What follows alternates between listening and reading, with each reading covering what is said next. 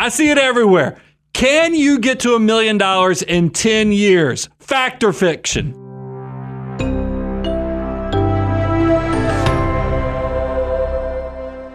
Brian, I am so excited about this because it seems like the internet and social media is ablaze of people telling you how easy it is to get to $1 million in 10 years. Now everybody can do it and it's accessible to everyone. So we want to speak to that today. If you want to be a millionaire inside of the next decade, how do you do it? Yeah, we're going to rip open the curtain, really tell you, is this possible? Go through some case studies, walk you through the right way to build wealth, kind of the gray area, and then the things just no go, stay away from. But here's what I want everybody to focus on, Bo. As we have shared many, many times, there are 3 ingredients to wealth creation. What are those, Bo? Yep, the 3 ingredients are discipline, money, and time. Discipline, the idea that I'm going to leave a little bit of my money for tomorrow. Money, that margin that I'm leaving. And then time is how long I let that money work for me. It takes those 3 ingredients to be able to build wealth. So if we squeeze time, because 10 years is, that's not a ton of time to create $1 million in 7 figures. We're obviously going to have to either amp up the discipline, live a life like no one else is doing, or we're going to have to really put a lot of money to work or speculate the heck, meaning we're going to basically get into gambling with this money to make it happen. Okay, Brian, so let's talk about some of the ways that you can do this. And maybe we're wrong. Maybe it's not actually that hard. Maybe there's a really, really easy way to make it to $1 million. And fortunately, our friends out on the internet have a suggestion of one way we might be able to do that. All right. If someone wanted to make $1 million, that was their dream in life, what would you recommend to them? Anyone can really become a millionaire because the world is so big and the markets are so massive. All you got to do is get $1 from 1 million people out of 8 billion. If you just walk around every single day asking for $1, you can get to $1 million pretty easily. So imagine if you actually worked hard. It's actually not that difficult. It's so easy. You just ask 1 million people for $1, you got $1 million bucks, boom, you're a millionaire, right? There's nothing to it. It must be that easy. So if that's that easy, we ought to look at, okay, well, what would be required? By the way, I think this was, in show meeting prep, we called this the lazy way of just asking $1 million for 1 million people for $1.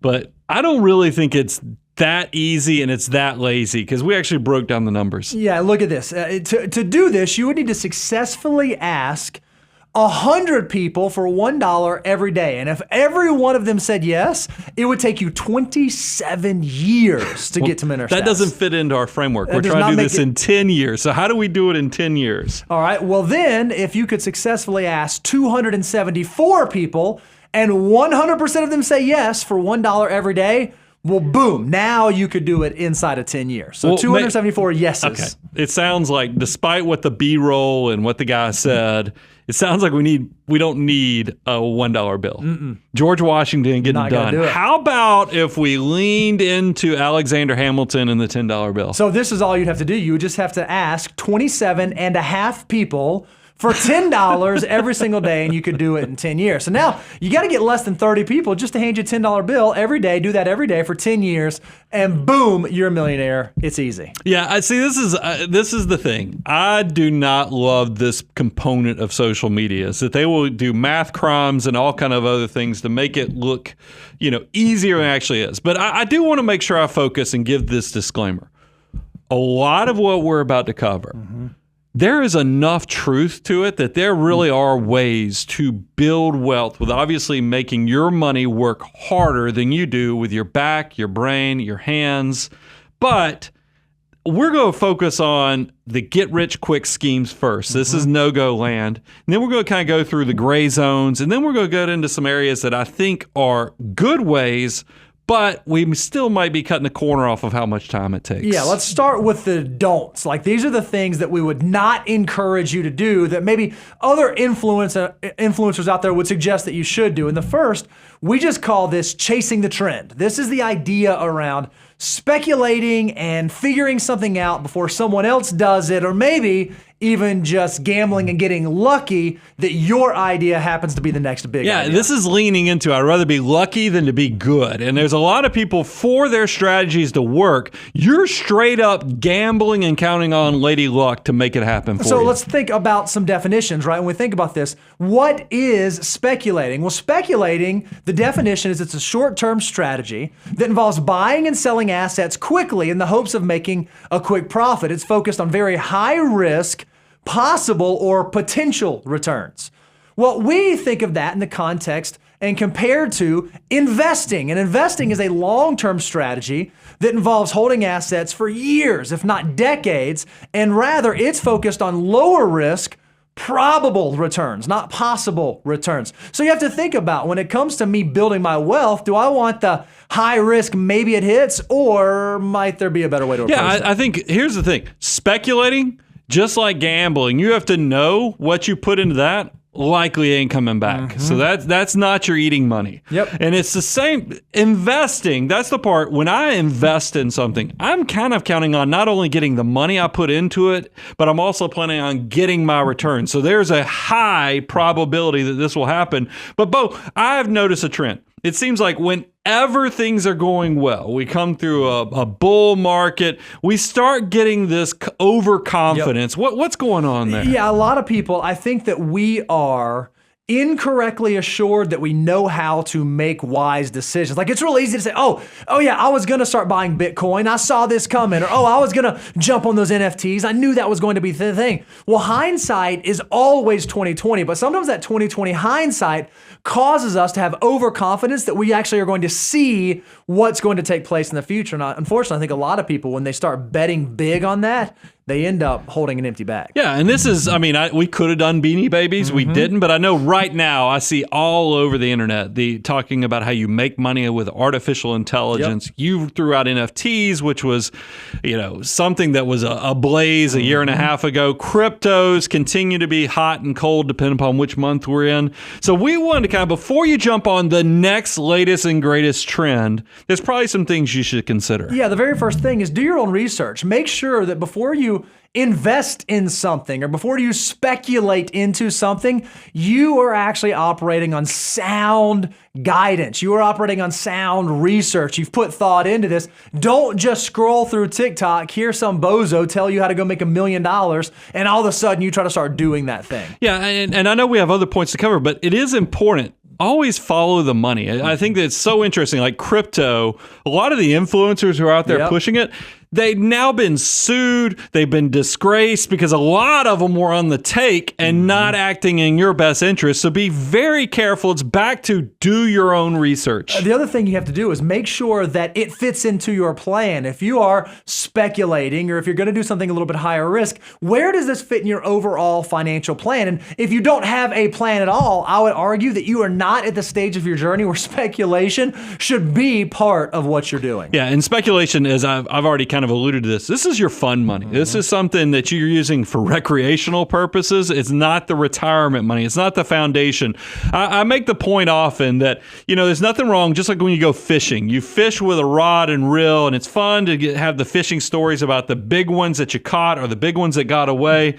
But if you're fishing like your life depends upon it, you're doing like a commercial fisherman. You're throwing nets out in the water so you can catch lots of fish, not just speculating that maybe that one big one's going to hit. Okay, so chasing the trend, that's sort of this, what we are going to classify as a don't try to pursue that, don't chase that.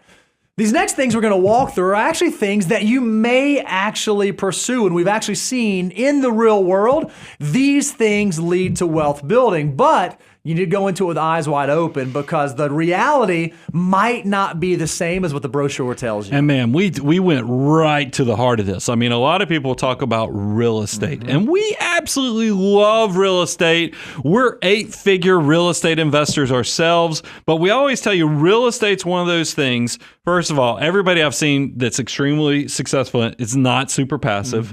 It's also one of those things where it leans heavily into leveraged debt, which By the way, that amplifier of leverage debt where you put down a small down payment, you finance it. Yes, it can be a multiplier of your money, but it also comes with a big risk and a big thing. If you're not scared or looking at it as dangerous as you're using it, you're probably using it at wrong. So we want to kind of get into how do we use real estate? What are the strategies that you see out there trumpeted on social media? Are they fact? Or are they fiction? Yeah, generally real estate is supposed to be a long-term investment. It's supposed to be something that you participate in for a long time to be able to generate the reward from it.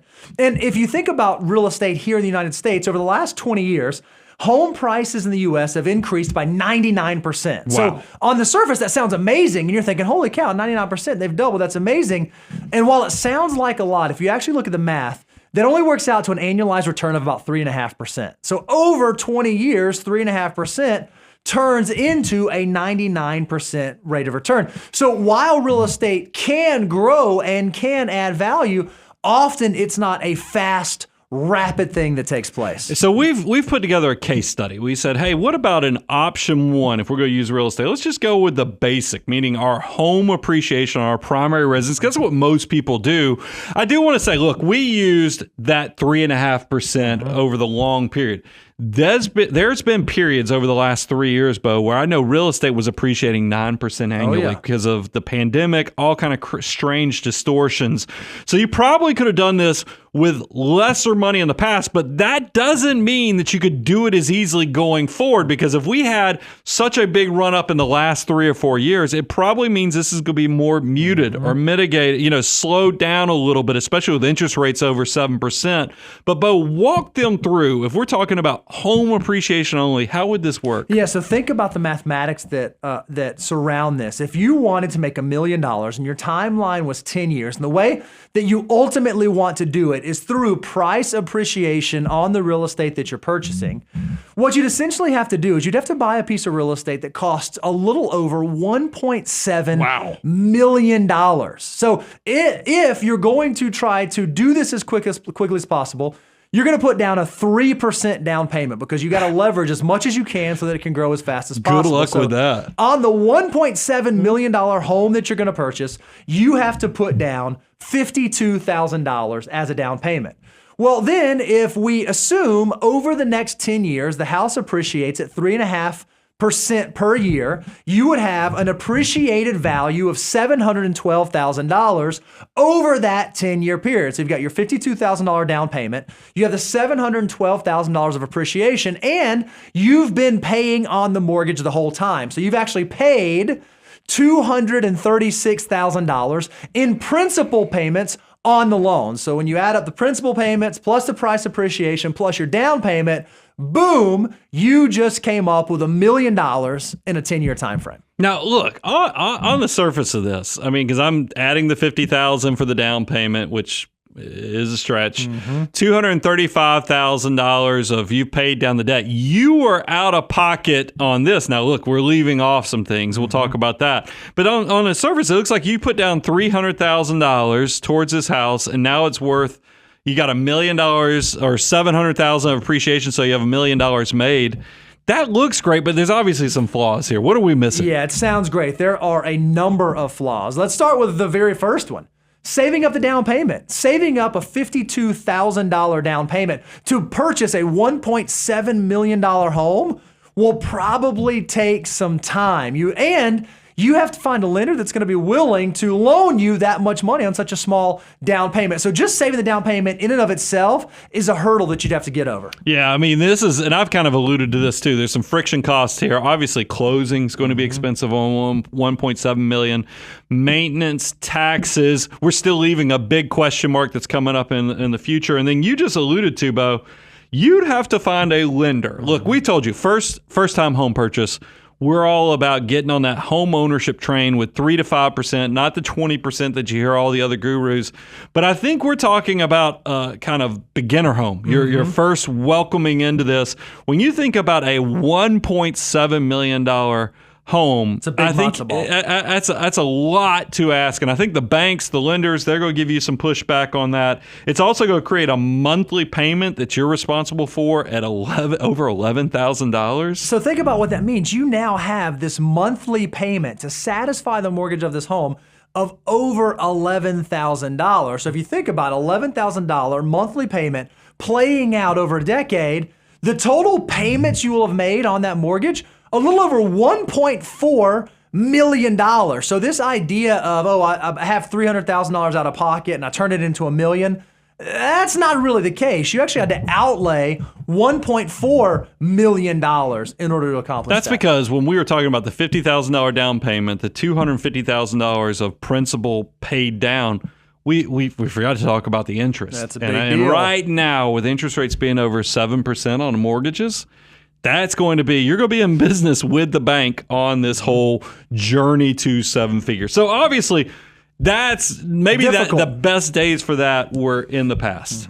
Let's talk about something that may be a little easier to digest and a little more approachable. And actually, this is a unique opportunity. Let's talk about house hacking, bro. Yeah, so house hacking is this idea that you buy a property, but you put someone else in it that pays rent that could likely cover the mortgage. So maybe this is a single family home, maybe it's a quadplex, so on and so forth. So we started working through the math of what would be required in order for you to house hack and ultimately end up with $1 million at the end of 10 years. And so this is what we figured out. You would have to buy a home that costs $523,000. You're going to have the down payment. You're going to put 3% down, which will be about $15,000, $16,000 on that. And then over the course of the decade, with the value of the house increasing, again, we're assuming 3.5% annual price increases. And then we're assuming the principal that you pay down on the house, you're going to have about $302,000 of total equity at the end of that 10-year period. So you bought this house and you had the mortgage, the rental income coming in that paid the mortgage, but you said, I also realized I need to get to $1 million. So I'm going to take the exact amount that I would have been paying on the mortgage, and instead of paying on the mortgage, I'm going to start investing those dollars. I'm going to start putting those dollars to work. And that number is $3,408. That's how much you would have been paying on the mortgage. Well, if you, instead of having to pay the mortgage because you're house hacking, you have that money saved, you're going to save about $409,000 over that time period. Well, if you take those savings and you then invest that and you can earn a 10% rate of return over that time period, that $409,000 would grow about $289,000. So if you add up down payment, price appreciation, principal pay down, saved mortgage amount invested over that period, you get to $1 million. Now, I think because you just threw a lot of information very quick, but here's the big takeaway for me. House hacking is legit, but realize if you want to avoid doing mortgage fraud, because why is house hacking such a profitable or good thing is that it takes advantage of the fact that banks, and when you get your mortgage, they give you preferential treatment for your primary residence. So you are actually buying your primary residence. That's what allows you to have less than a lower down payment of 3 to 5%.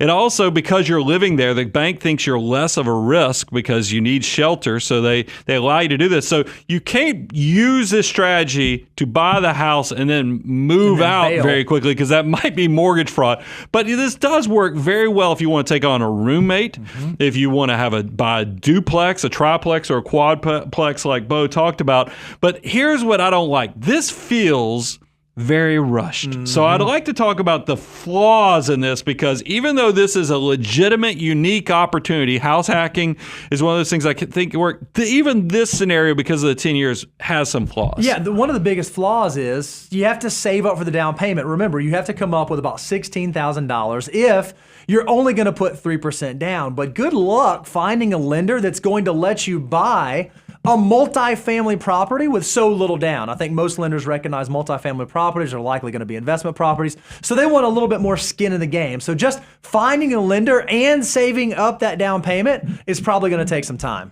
Yeah, I think there's also, of course, with all real estate, there's some friction costs, closing, maintenance, the interest, all those things add up over time. And then another thing, because when you do house hacking, whether it's the roommate, whether it's the duplex and you're renting out half of it, you are now in the game of essentially you're the landlord.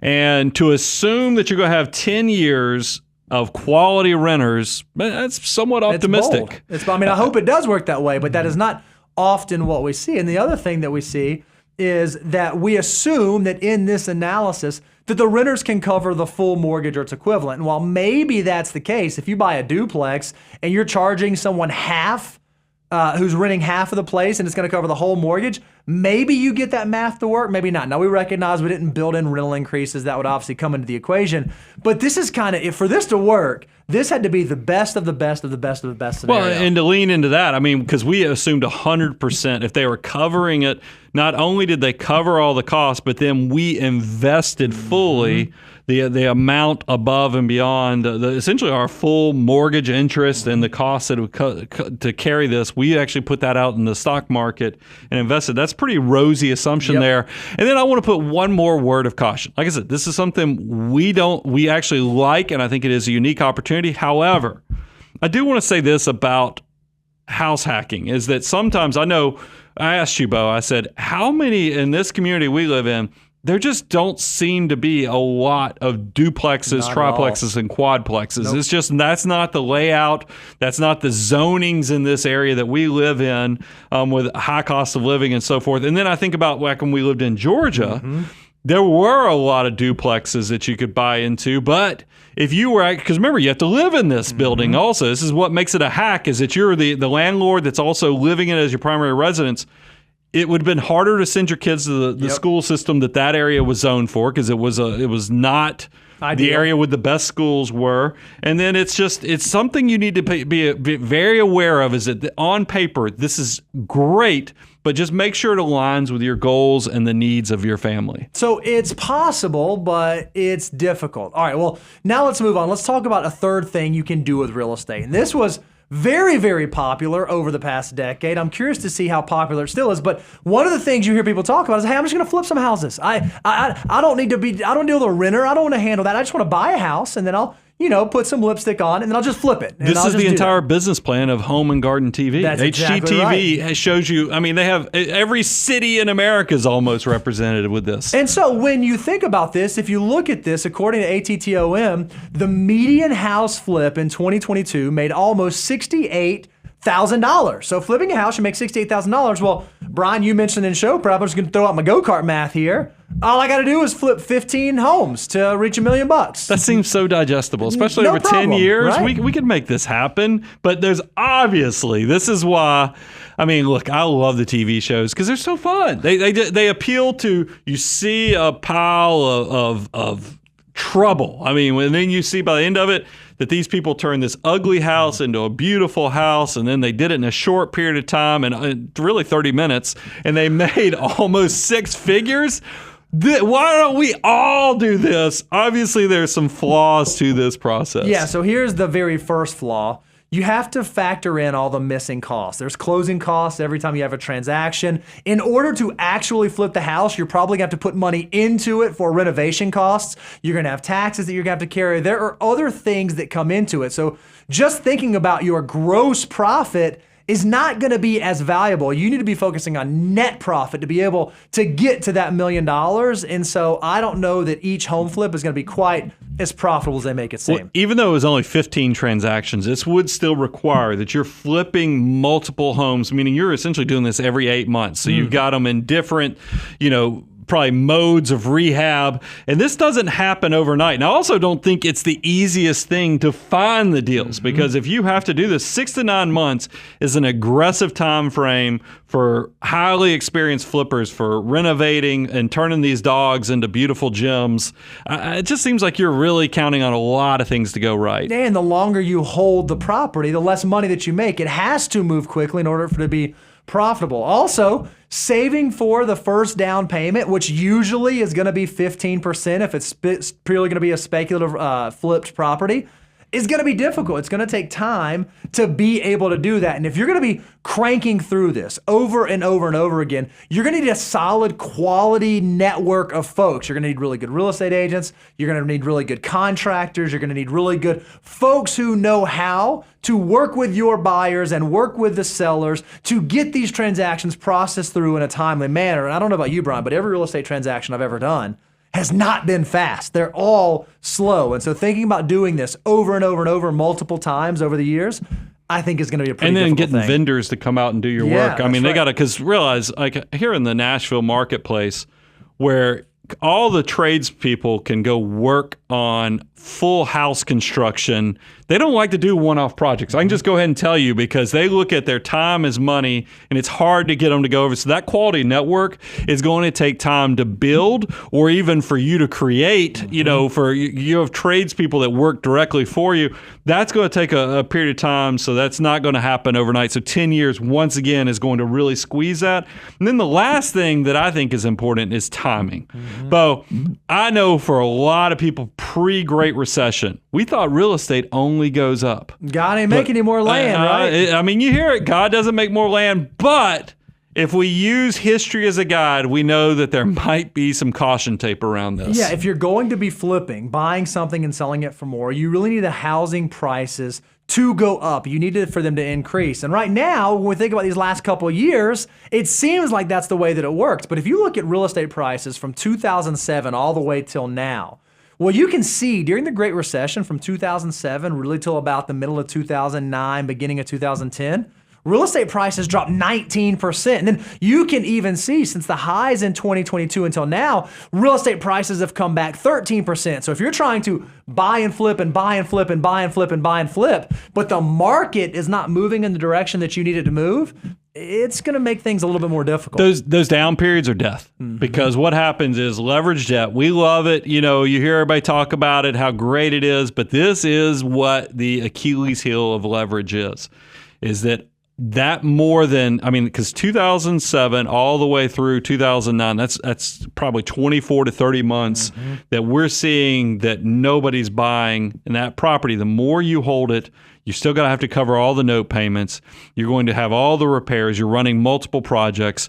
This will eat you alive. It will actually consume you whole, and you'll be like, man, how did I get to be such a knucklehead? This is why be very careful with real estate. And that's why we even came up with, before you buy real estate, there's some things you ought to think about. Yeah, we love real estate. Do not mishear us. We're not suggesting that we don't. We love it, but you need to go into it with your eyes wide open. The first thing you ought to think about, real estate has large phantom costs that you need to be aware of. It's not simply, how much can I buy a piece of real estate for, and then how much can I sell a piece of real estate for? How much can I buy it for, and how much rent will it generate? There are more things that go into the equation. So you need to make sure you have a realistic understanding of the true costs of what this endeavor might have, so that you can assess whether or not it's worth you putting your hard-earned dollars towards it. Well, it just requires jingle in your pocket. I mean, this is why we always talk about, we love real estate, but it's a step 8 of the financial order of operations. Go to moneyguy.com/resources to download your free copy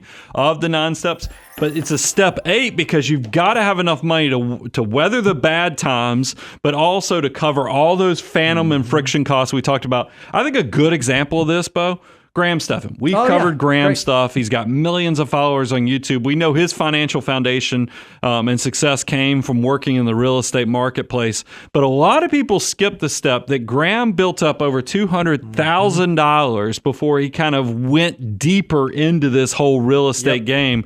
It's not something you start from zero at. You better build some foundation underneath you. And if you are going to do real estate, make sure that it's a part of your portfolio, not your whole portfolio. I mean, you mentioned, Brian, we have a lot of real estate between the two of us, but we also have other assets as well. So diversification can be your friend when it comes to building your financial wherewithal. Because what you don't want to do is be on this path where you're going to try to get to millionaire status. You're going to try to build the wealth, and you do it solely and exclusively in real estate. and you just get unlucky that you're trying to do it in a bad real estate market. So let it be part of your portfolio, not the sum total of the portfolio. And then it needs to be long term. You're in this for the long game, and the fact that, look, when you hear about big investors, what is it, Kiyosaki talks about the 100 rental property. That doesn't happen overnight. I think that scale happens over a long period of time. When we're talking about real estate, it typically starts with one home. It builds up over time. You don't do this all at once because you'll overload the system. You'll overload your financial stability. You have to be in this a long term, and it's going to take a period of time to build up. And then, Brian, you always say this. If you're going to go into real estate, it's easy to read the brochure. It's easy to just decide, oh, this is a way I can make money. I want to go pursue that. But if you start pursuing it solely for the financial impact of it, not recognizing that it's going to possibly be stressful, it's going to possibly be expensive, it's going to take your time, it's going to take your attention, and those aren't things that you want to sacrifice, perhaps there are other ways for you to go about your wealth building. So don't just read the brochure and decide you're going to jump right in. Make sure that there's another reason. Maybe you're handy, maybe you like it, maybe you find fulfillment in doing it before you fully jump in. Yeah, this is definitely, real estate can be very fulfilling, but it definitely has some risk associated with it. But I want to transition something I'm passionate about, because this is, if you ask me, where did my first clients come from when I started my first business in tax prep and so forth? It was all entrepreneurs, because I could help them with saving money from Uncle Sam. I was out there starting my own business. There was a passion for it. And this is something that I've even had a conversation. I think about one of our clients that was in the telecom sector, and he was like, guys, I could either invest with you guys or I could go buy another piece of equipment. And I was like, man, with the way you're growing your business and the way you're scaling, you should invest in your business. Entrepreneurship is sexy, exciting. There's a reason why when you watch any reality dating show, half the people on there that are trying to impress people will say entrepreneur is their title. You don't know if that means that they just are doing driving an Uber or doing something like that. But entrepreneur has a lot of sizzle to it. But we want to walk through and figure out what's in the brochure versus what's in reality. Because remember, the thing we're trying to unpack here is if I want to go from $0 today to $10 million or to $1 million 10 years from now, what's the best path? Well, entrepreneurship for sure can be a path to do that. But I think, unfortunately, a lot of people don't have an incredibly accurate view of what entrepreneurship looks like and really what business looks like. And we even have some friends who are going to share with us how easy it can be. Before we show this example of just craziness, I'll get into that. But I think that the why for being an entrepreneur, coming from my own experience share, has to be overpowering. Because I'm going to show you in a minute that first 3 years, that first 5 years might be bumpier than you realize. And if your why is not overpowering, just the passion or desire might not get you there. So I worry that people don't have the why, they don't have the passion or desire, and they maybe just a chance oversimplify it. Check this explanation out. How you make money in a luxury car rental business in Dubai? Explain it to you. You buy a Lamborghini, let's say for $300,000. Everybody should buy a Lamborghini. You rent it out for $3,000 a day. You need 100 days to make the money back. But here's a trick. If you rent it out for $30,000 a day, you will only need 10 days. Oh, yeah. But this is what many people don't know. If you will rent it out for $300,000 for 1 day, you will have the car back and the money. Brother, this is crazy. Many people don't know this, but this is how the business works. Oh, this is how the business works. Now, Bo, full disclosure, in the content meeting, I was like, who came up with this parody video? Obviously, this has to be parody. Can't be real. If this was a Saturday Night Live skit, I would not have been surprised or something like that. But then I was shocked when everybody said I was the one that shared this. You were the one that sent this along in the group thread. So I did a little deep dive. Check this out. Somebody on Twitter shared this with me. So it is, congratulations, Financial Mutants. You got a piece of content. But surely that is parody, because that's a math crime. Because all they did was they said, hey, go buy something super expensive, rent it for $3,000 a day, and you'll recoup it in 100 days. You know what's even better than that? If we could do it in 10 days. No, 10 days. No, what's better? Why don't you, for the purchase price, just rent it 1 day?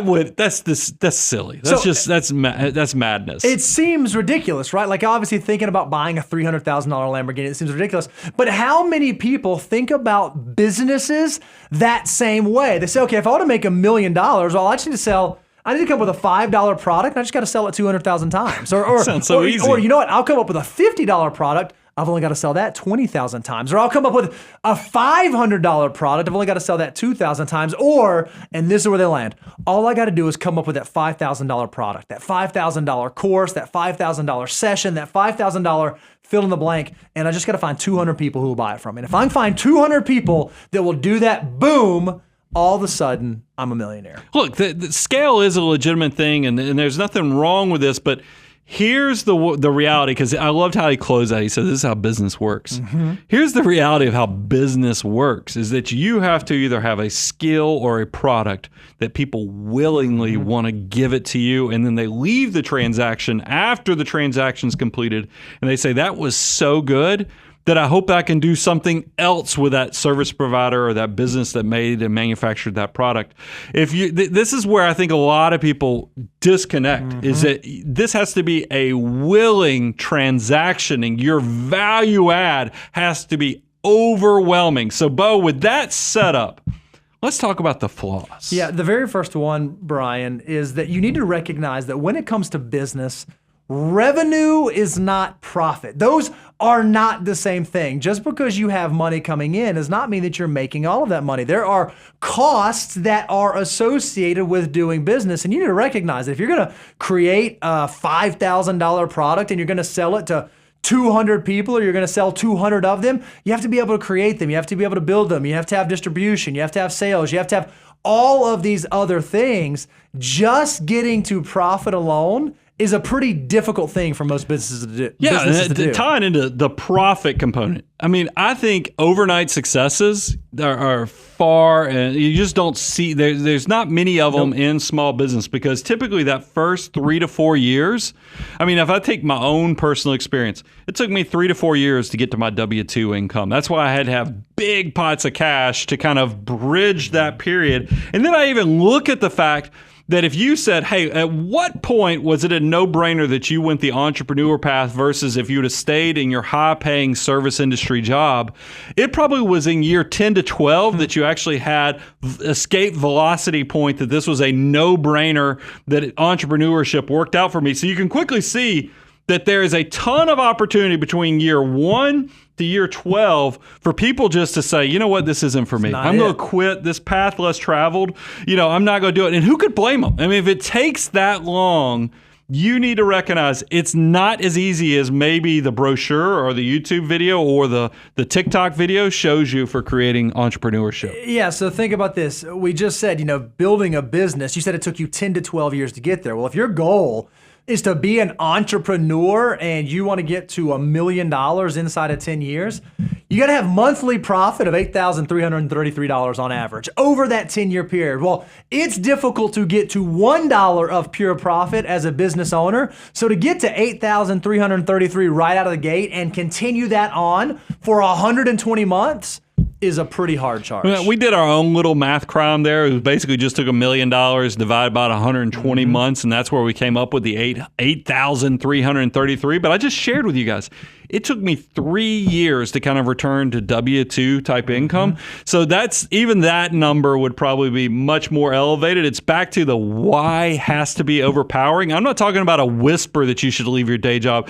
This thing needs to be screaming in your ear that you should leave for this opportunity. Don't fall into the traps. Another thing you got to think about when it comes to business is that scaling and being able to operate a business for an extended period of time is difficult. It's not the easiest thing in the world to do. Even if you have a $5,000 product, you got to figure out how to develop a $5,000 product. And before you can sell it 200 times, you got to sell it one time. And then you got to sell it the second time. And then you got to sell it the third time. These are not easy things to do. And you already said this, Brian, it doesn't happen overnight. Yeah, and people have to be willing to come back to you, because here's a stat. This is a cold water stat. Only 35% of small businesses make it to year 10. So that means that 65% more than likely do not have the longevity. They didn't have repeat customers. Guys, This is why you have to be serious and not fall into the trap. So think about that, Brian. 65% don't even make it to 10 years. And we know that 1/3 of businesses aren't actually profitable. They don't actually make money. It is a difficult thing to start a business and to operate a successful and growing business. And I don't know that the brochure tells you that. And I think one of the reasons is a lot of businesses require a large capital outlay, where most entrepreneurs, most people starting out, they don't have a ton of capital to spend on that, so they go out and borrow money and they run up debt. And so it is not uncommon for small businesses to become incredibly levered that if it does not succeed, and if it does not succeed quickly, it will fail rapidly because of how dangerous debt can be. Well, think about, anybody who's watched more than 3 episodes of Shark Tank, even if you catch this tiger by the tail and you found a product that you have a lot of people that want to buy, you have the problem of, oh my gosh, I have this product. It looks like it's going to be a success. Proof of concept worked, but I need to buy inventory. I need to, how do I, scale on understanding what the actual demand will be, plus the inventory, plus the money that I'll have to put as a down payment to create this manufacturing process. This is why it is so hard to do this. Hence why we have shows like Shark Tank, where big pots of money are there to kind of help out on the entrepreneurs. And that's the way the world works too, is that there are flaws to taking your business to the next level. If you think about it, the average small business administration loan right now, over $417,000. That's the average loan that small businesses are taking out.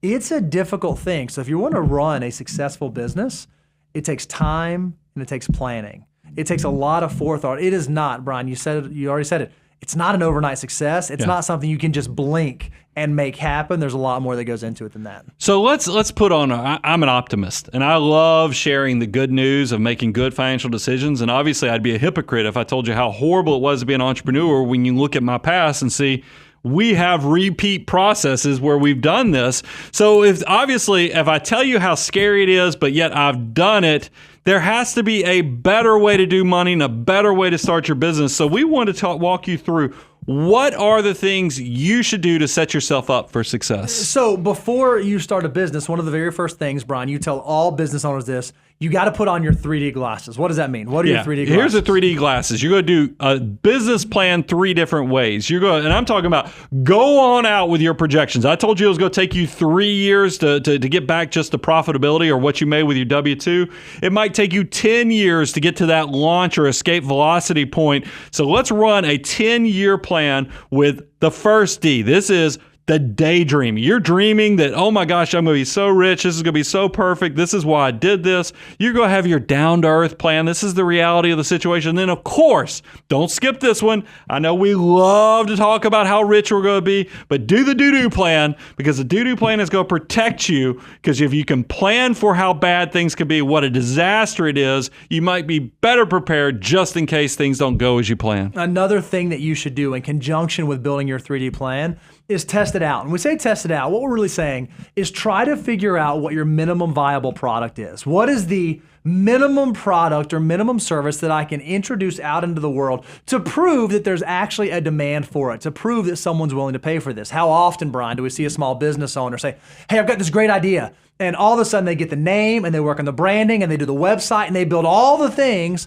before they've ever made their first sale or manufactured the first product or interacted with their first customer? Make sure that you prove that the business you want to pursue is actually viable and there are people out there that are willing to pay you for that product or service or idea before you try to launch and scale. Well, I'll take it a step further. I think a lot of people have good products or good services, but they just don't give it enough capital or money, cash bridge to get them to success. A lot of people think just the passion, the desire to work is going to be enough. No, you've got to have money. Liquid capital and cash is what's going to protect you. I know for my family, my wife and I worked off of one income. We were both working, but we worked off of and lived off of one income so we could build up that $40,000 to $50,000 of liquid cash that would bridge us to the period. And by the way, you better have a minimalist lifestyle. It's not like you're living a frothy life while you're trying to build to that break even and then profit point of your life with your small business. So go ahead and be prepared that it's going to be tough, and you better have your cash bridge. And then, Brian, another one that you always talk about is you say you have to know your larger purpose. Is there a why behind why you're doing this? Is there something that the small business, that the entrepreneurial activity is going to create for you that's outside of the money? The money may very well be a byproduct or a side effect of that, but is there something else that's going to give you that staying power to work through those years where maybe it's not as easy as it might one day become? Yeah. Bo, I love this show because we focused on the things you should avoid. Then we talked about things that are great wealth builders like real estate, entrepreneurship, but they definitely require a lot of your time, your energy, your passion. Let's talk about something that is a little bit easier. Let's talk about the passive way to kind of build, and that's investing in index funds. Yeah, we love it. Just letting your money work for you rather than trying to go figure out the next big thing or find the next amazing product or build the next business.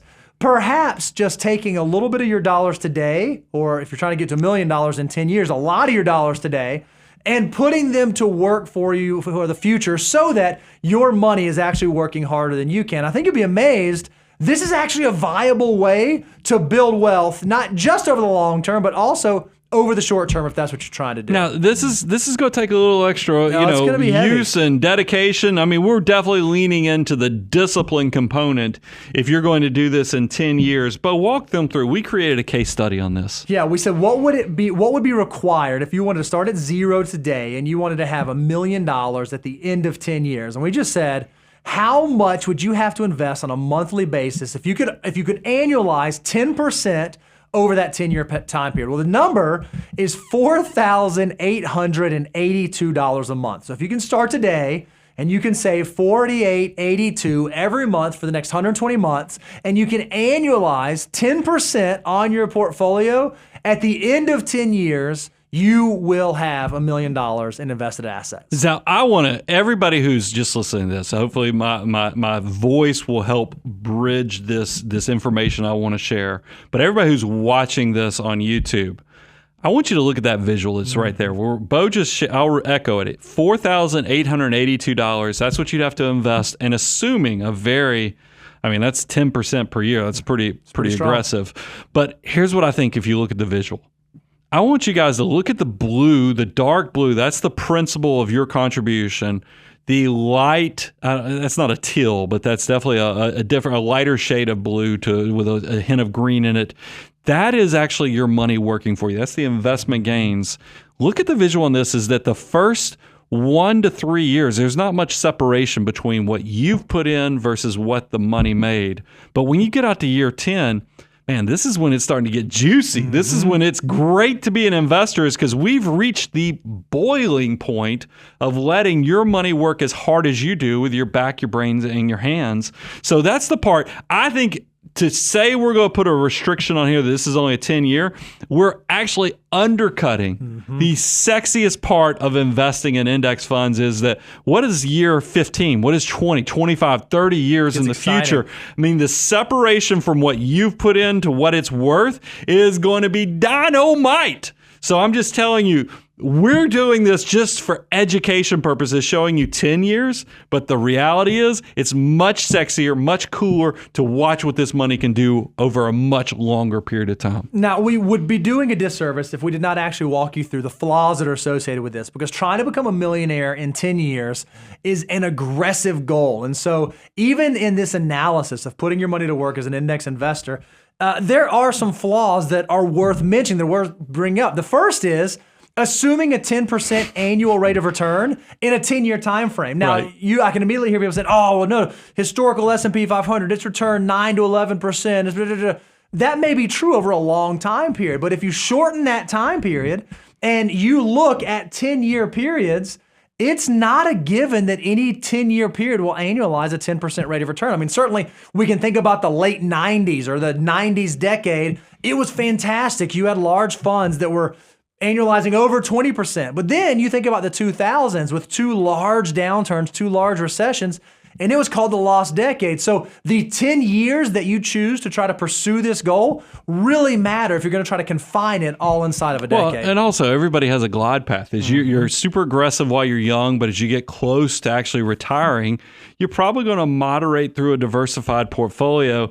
10% annual rate of return, it's quite aggressive. The other thing that's super, super aggressive is that you would have to invest on an annual basis $58,984. And you'd have to do that every year for 10 years to get to $1 million. Well, not most folks out there can save almost $60,000 a year. Yeah, we did the math on it because, we recommend around 25% savings rates. That would mean you'd need an annual income of around $234,000. That's a lot of money. That's not what the average American makes. So you'd either have to make a lot of money or live a lifestyle that is very minimalistic and allows you to save a large percentage of your income. That's hard, but maybe if your goal is part of the fire and you want to retire very quickly, then yes, you have to live like no one else so you can make these type of goals work. But before you invest, okay, so what are the things I can think about so I can do this well? What are some things I can put into place to set me up for success? Well, the first is decide how much you can save and automate it. You notice in our example, we said we're going to do the 4882, and it was just going to happen every month. We didn't say in good months or bad months or anything like that. We set it and forget it. Make it automatic. If you can do that with your investment strategy, if you can get your dollars automatically working for it, if you can always be buying, you're likely going to set yourself up for an exciting financial future. Well, we alluded to this one. You've got to also know a realistic rate of return. That's right. I mean, and this is going to be the intersection point of kind of your goals, your risk profile, and how much time we can actually be patient and let the money grow. So know what a realistic rate of return, and you're going to obviously build your financial plan off of that more realistic return rate. Part of knowing that realistic rate of return is expecting the downturns. Know that when it comes to investing, it's not a straight shot from bottom left to top right. There's going to be volatility. So make sure that you have a portfolio or an allocation, or you're pursuing a strategy where you can stay the course. If the market loses 30% this year, are you going to be okay with the portfolio that you're invested in, making sure that you don't make a permanent solution to a very temporary problem? Yeah, and you're mentally prepared for it, because that's the behavioral stuff is the trap that people fall into it.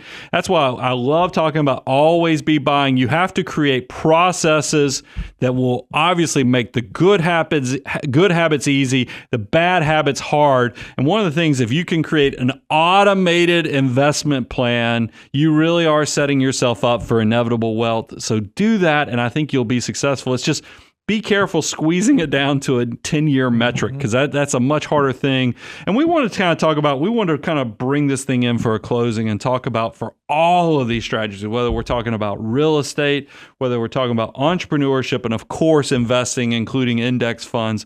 What does it come down to, Bo? Yeah, there's really 4 things that you can boil it down to. Number 1, figure out how to increase your income. The larger your income is, the easier it is to do these things. The easier it is to start a business, the easier it is to save money for the future, the easier it is to purchase real estate. If you can increase your income, it's likely going to make pursuing your financial goals a whole lot easier. So maybe you do that by pursuing a side gig, coming up with additional income streams, or maybe you just figure out how to be excellent at the job that you do, so you become as valuable as possible and you're compensated accordingly. Yeah, and I mean, we talk about this for just in case our younger listeners. Focusing on, in our own studies of millionaires, 73% of our millionaires work in their field of study. Mm-hmm. We know there's a separation. General public, only 27% actually do work in their field of study, because the majority of them actually are working in something else. So be very deliberate with how you're actually working and where your income comes from. So then the second step is, not only do you increase your income, you want to spend less than you make. Figure out how to create margin between what I make and what I spend. And however large that margin in will affect how quickly and how rapidly you can pursue your goals. What we recommend, we want to see you saving 25% of your gross income. So you take whatever you make last year, multiply it by 25%, and that should be your savings goal.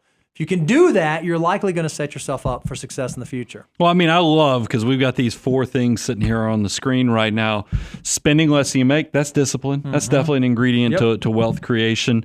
Invest the difference. That's the margin. That's the money that you're actually taking from the discipline and building the investment. And then, Bo, to kind of close it out, this is the most important component that we kind of cut the corner off of for this show is time. And we just put the point of, you got to be patient. You got to be patient. If you can do that over the long term, it is not incredibly difficult to become wealthy. Now, I think what is so hard, Brian, is that society and the world around us has painted a different picture of what a millionaire looks like, right? They've painted this idea that you have to go do real estate or get into crypto or do Bitcoin or do it or whatever the thing may be.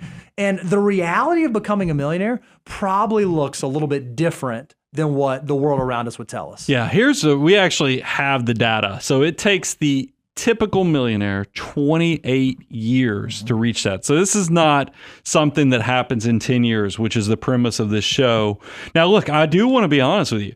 It might take you 28 years to get to the first million, but $1.2 million, $1.3 million, they come much quicker, much easier because that money is now building upon each other, themselves. So it is going to get easier, but be patient with that first $1 million. Not only that, 80% of folks that have become millionaires, that have achieved millionaire status, said that their employer-sponsored retirement plan was one of the main keys where they were able to do that. They hit millionaire status because they were saving in their 401k or their 403b or their 457. So take advantage of the opportunities that are available to you. And then this one is not a surprise with that first stat I shared of 28 years is the typical journey for a millionaire.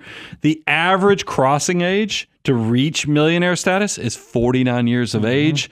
And then look, this is an important one. We hear all the sexy sizzle. Of course, real estate's exciting.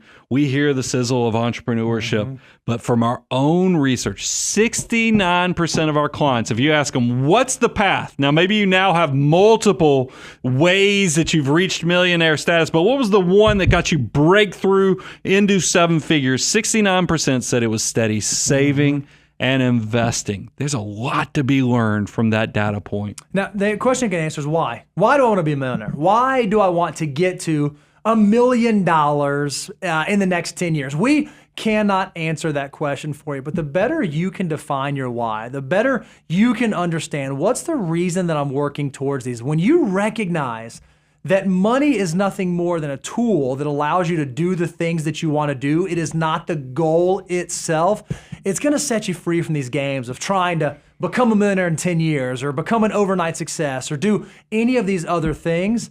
I think if you're trying to pursue that, you're going to find it's a pretty empty pursuit. I love how we give away free information. The abundance cycle really does work. So I want to encourage everybody, if you haven't checked out all of our free resources, go to moneyguy.com/resources. Load yourself up because our goal is for you to learn as much as possible, apply it, reach a level of success that eventually you'll need to take the relationship to the next level. And here's the big takeaway that Bo and I love teaching. Abundance is a mindset. It's not just the money. Money Guy team, out.